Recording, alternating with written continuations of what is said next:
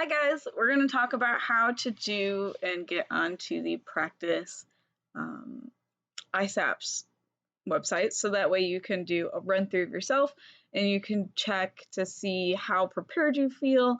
And I just want to show you some tricks and some tools and just things about the program. So first things first is this is the website that you should get onto when I sent on that link that I've sent to you. You're going to scroll down and we want let's see, we're math. So we want math practice.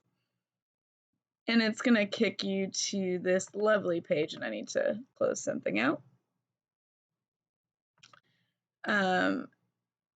We want to select the grade that you're going to take. It makes zero to little sense if you select one that's not going to be the one you're taking. Algebra kids, you're still going to take the 8th grade one, so make sure you click on the appropriate test because you're still technically an 8th grader. And I'm just going to do the 6th grade one because I already have the 6th grade loaded, and we want to do the practice test. If you need the text-to-speech, remember that is an option with ISAPS. It will read every single question to you, and it has the availability with the practice as well. The only difference is that it's a different link so that it reads the questions versus not reading the questions. So we go ahead and we click that link, and you see this login.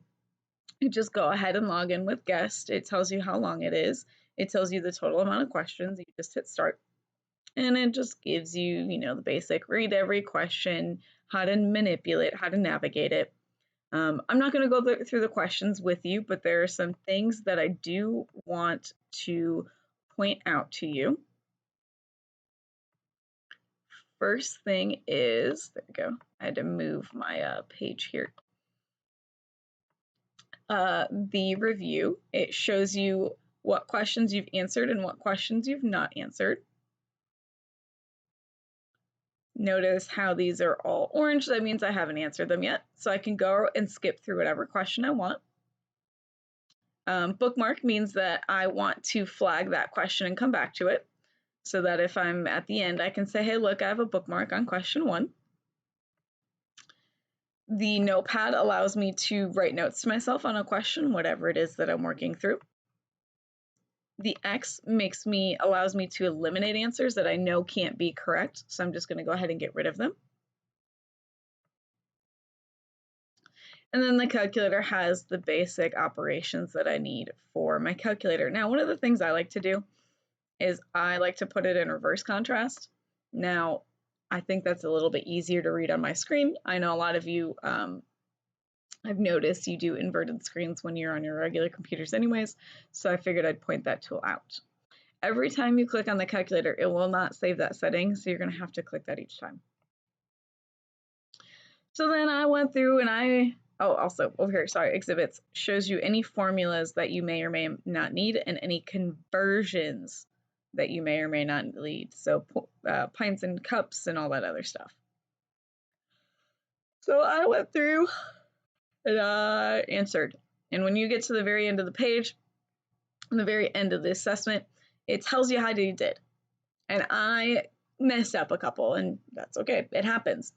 And it tells me I got 34 out of the 36 correct, and it tells me where. So by seeing 1-to-1 here, that means that I got the maximum score.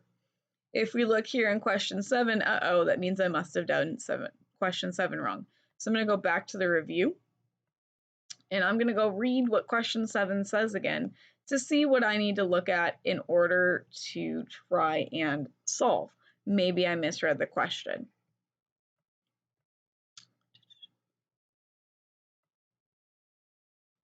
Oh, I did. I misread the question. So then I'm going to go back to the end, and I'm going to see how I did.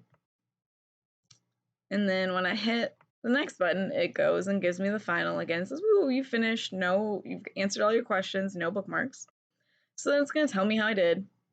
Oh, and I got another one better. Great. So that means I reread that other question right. I missed question 28. So again, go back, figure out if I can fix 28 or not.